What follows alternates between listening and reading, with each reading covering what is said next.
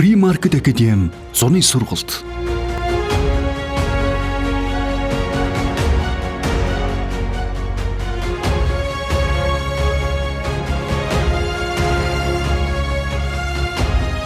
Эрх чөлөөний философи, Хавай номхонлог их сургуулийн профессор, хувь хүний эрх чөлөөний олон улсын нийгэмлэгийн ерөнхийлөгч Ken Eskuland. Та бүхнийг өнөөдөр энд хүрэлцэн ирсэнд би маш их баяртай байна. Надад маш их таалагдж байна. Энэ 7 хоногийг би маш хөгжилтэй өнгөрүүлнэ гэдэгт итгэлтэй байна. Та бүхнийг ч бас хөгжилтэй өнгөрүүлнэ гэж найдаж байна. Заавал академик сериосны байх албагүй. Тийм учраас би энэ номыг бичсэн. Эдийн засаг бүх зүйлд холбоотой. Яагаад заавал уйдгартай, залхуу хөрмээр нухацтай байх ёстой гэж? Хүн болгонд хүртээмжтэй, ойлгомжтой, энгийн байж болно шүү дээ. Энэ талаар би дараа ихэн ярина. Эхлээд би өөрийгөө танилцуулъя. Анх би 22 жилийн өмнө Улаанбаатарт ирж байсан.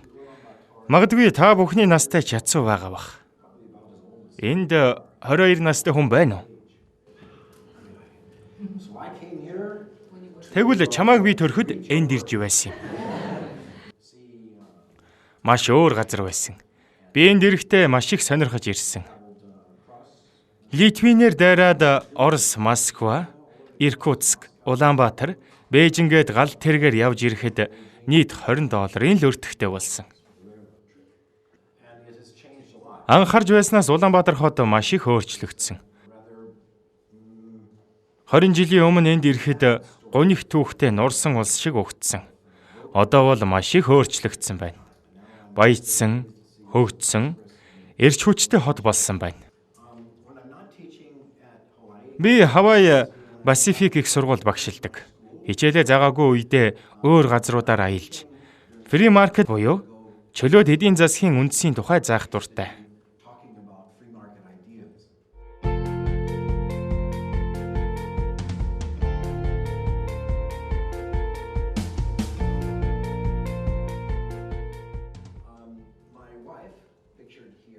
Миний эхнэрийн зураг энэ байна. Хятад улсад төрсөн ч сүүлд Америк улсад ирсэн. Бас чөлөөт эдийн засгийн үзлүүдийн талаар дэлхийд даяар хурал зохион байгуулдаг.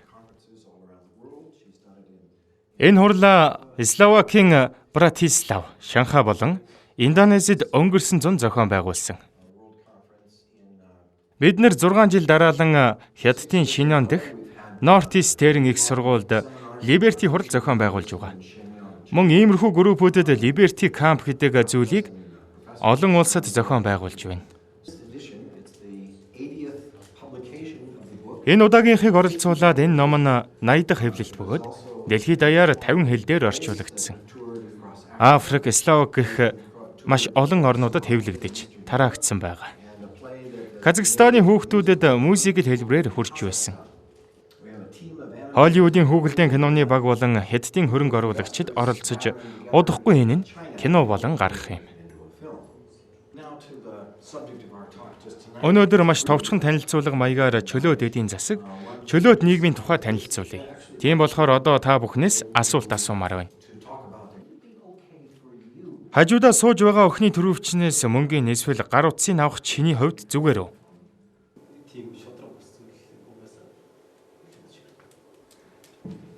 Яагаад болохгүй гэж?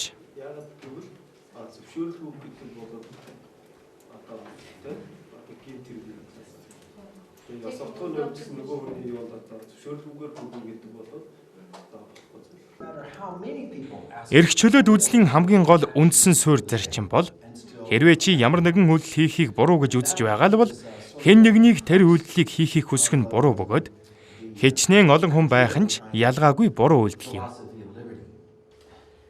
Та бүгдээс ахаад өөр нэг асуултыг асууя. Улс төрчид гэж хэн бэ?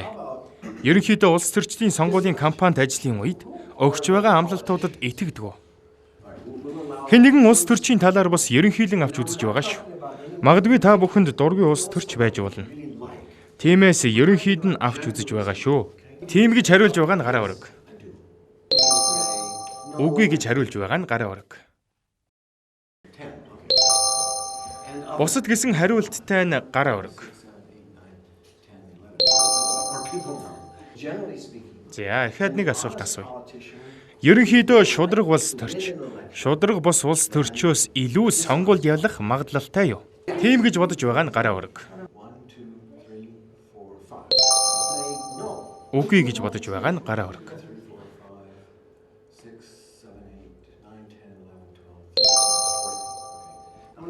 Бусад гэсэн хариулттай нь гараа өрг. Ахаад нэг асуулт асууя. Ерөнхийдөө улс төрчийн ёс суртахууны стандарт нь та бүгдийн өөрийн чи ёс суртахууны стандартаас илүү өндөр гэж боддгоо. Тийм гэж бодож байгаа нь гараа өрг. Үгүй гэж бодож байгаа нь гараа өрг.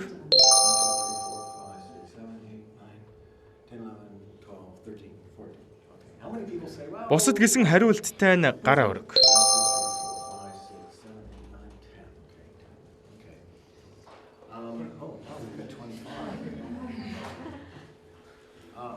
Хөв хүнийг яриагүй шүү. Та бүхэнд ямар нэгэн итгэдэг улс төрж байж болох юм. Ерөнхийдөө эдгээр асуултыг асуухад ихэвчлэн үгүй гэсэн хариултыг авдаг. Америкийн нэгдсэн улсад тодорхой мэргэжлийн хүмүүсийн үнэнч байдал болон ёс суртахууны зан чанарын үзүүлэлтээр судалгаа хийхэд улс төрчид маш доогуур орж байсан. Биеийн үнэлэгч болон машин зардаг хүмүүсийг энэ харьцуулалтад оруулах нь шударга бус гэж зарим хүмүүс үздэг. Яагад гэвэл тэд таныг хүчээр ямар нэгэн зүйл хийх тийм хүмүүс биш гэж үздэг. Энэ бүгдээс харахад нийгэмд улс төрчдийн эсрэг маш их үл идэлцэл үүссэн байдаг. Тэгэхээр энэ бүгдийг яаж байхгүй болгох, яаж сайжруулах вэ гэвэл улс төрчдийг өөрийнхөө үйлдэлд эргээд хариуцлага хүлээж байхыг шаардах юм. Ахаад өөр нэг асуулт асууя. Ерөнхийдөө засгийн газар улсынхаа төлөө ямар нэгэн сайн бөгөөд хэрэгцээтэй зүйлсийг хийж байна гэдэгт итгэдэг үү? Хэр олон хүн тийм гэж хариулах вэ?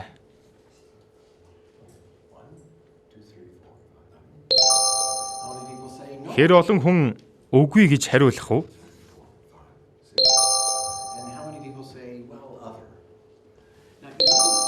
Одоо та бүхэн эсэргээрээ солигдож байгааг анзаарч байна уу? Хувь улс төрчийг ярихаас илүү засгийн газар гэж ерөнхийд нь ярихад хүмүүс илүү эргээр хүлээж авч найдлага төрдөг. Энэ бол ерөнхий үзэгддэг үзэгдэл. Өөр газруудаар явхдаа ч би энэ асуултыг асуудаг. Тэгэхэд яг л ийм хариулт авдаг. Яагаад засгийн газарт байгаа тухайн шийдвэрүүдийг гаргаж байгаа улс төрчөөс илүү засгийн газрыг илүү өндрөөр үнэлдэг юм бэ гэж би асуудаг л да. Магадгүй энэ нь засгийн газрын талаарх хүмүүсийн нийтлэг нэг бодолтой холбоотой байх. Би Хавайд амьдардаг. Тэнд бас баатарлаг дүр байдаг. Тэр бол Камехамеха гэдэг хаан. Яагаад энэ хүнд зориулж хөшөө босгон, энэ хүнд зориулсан баяр тэмдэглэж, энэ хүнийг хүндэтгэхэд байдгийн бэ? Энэ хүн маань ахыгаа хутгалж алсан бөгөөд Хавайн хамгийн том арлыг эзэлж цэргүүдээ авчран тэдний тусламжтайгаар Хавайн бусад арлуудыг мөн эзэлсэн юм. Жишээ нь гэвэл чи хажуудаа байгаа охиныг алах юм бол чи алуурчин болоод бид чамайг шоронд хийж шийтгээд өөрт чинь зориулж хөшөө босгож баяр тэмдэглэхгүй байх байсан. Харин чи мянган хүнийг алах юм бол чи баатар болоод чамд зориулж хөшөө болгож баяр тэмдэглэдэг байна. Би бол энийг том зүйлийн ёс суртахуун гэж нэрлэж байна. Чи жижигхэн гэмт хэрэг хийвэл чи эрүүгийн хэрэг. Тэгвэл чи энийг маш томоор хийчихвэл үндэсний баатар болчихлоо. Энэ хүн болохоор Хавайн арлуудыг нэг үндэстэн болгохын төлөө хийсэн. Тэгэхээр 2-7 хоногийн дараа Жорж Вашингтон Америкийн нэгдсэн улсыг Британиас салгаж тусгаар тогтнолыг зарласан. Бид яг юуг нь ёслон тэмдэглээд байна вэ? Хүчээр нэгтгсэн нэгтгэлийг үү? Салан тусгаарлалтыг ёслон тэмдэглээд байна уу? Энэ бол нэг л ерөнхий зүйл байна. Бид өөрийнхөө тэр хийсэн дайндаа ялсан хүмүүсийг ёслон тэмдэглээд байна. Хэрвээ энэ хүмүүс өөрийнхөө хийсэн энэ тэмцэлд ялагдсан бол бид нар эднэрийг ялсан нөгөө талын хүмүүсийг ёслон тэмдэглэх байсан. 2-р сард бид Жорж Вашингтоны төрсөн өдрийг тэмдэглэдэг. Бас яг тэр өдөр Абрахам Линкольн буюу өөр нэг ерөнхийлөгчийн төрсөн өдрийг тэмдэглэдэг. Абрахам Линкольныг мужуудыг нэгтгэн нэг болгосон өдрийнхэн төлөө ёслон тэмдэглэдэг. Нэг талаар авч үзэх юм бол Абрахам Линкольн бол хамгийн том боолын эзэмшигч байсан гэж хэлж болно. Яагад гэвэл залуу хүмүүсийг өөрийнхөө зорилгын төлөө айрамд татан оролцуулж, өөрийнхөө дайнд тэднийг ашигласан. Тэгсэн мөртлөө Абрахам Линкольн дайны төгсгөлд хар арстан боолуудыг чөлөөлсөн учраас хамгийн том чөлөөлөгч хэмээн нэрлэгдэх болсон. Тиймээс Америкчууд тэрнийг Америкийг салан тусгаарлахаас хамгаалж нэгтгэж чадсан гэж үздэг. Өнөөдөр бол Абрахам Линкольныг Америкийн нэгдсэн улсын хамгийн мундаг ерөнхийлөгч хэмээн ярьдаг. Гэтэл бусад Америкийн ерөнхийлөгчд нь бусад улсуудыг салан тусгаарлахад тусалж байсан. Ийм зөрчилтэй зүйлүүд нэг хүний толгойд зэрэгцэн оршиж байгаа шалтгаан нь ариусгах ёслол гэж нэрлэгддэг зүйл юм. Түүхийн явцад нэг хүн хулгай хийх, аллах хийх зэрэг ямар нэгэн буруу зүйл хийхэд бусд нь энийг буруу гэж хэлдэг. Тэгэхээр энийг хэрхэн зөв болгож чадаж байна гэхээр ямар нэгэн зан үйл болгож байгаа юм. Ихэнх тохиолдолд хүмүүсийн сүнс эсвэл 6 дахь мэдрэхүйн ертөнцид хандаж өөрийн хийж байгаа зүйлийг зөв гэж харуулдаг. Ямар нэг дайнд ялах нь хангалттай ч тухайн нийгэмд энэ нь зөв зүйл хэмээн хүлээн зөвшөөрүүлэх нь чухал юм. Яг энэ үйлдэлийг дэлхийд даяар хааны ариун эрх хэмээн нэрлэж байна. Тэгэхээр зэрэг хааны ариун эрх, Бурханаас заяасан эрх гэгдэж байсан энэ зүйлүүд сүүлийн 100 жилийн хугацаанд дэлхийд даяар өөрчлөгдсөн.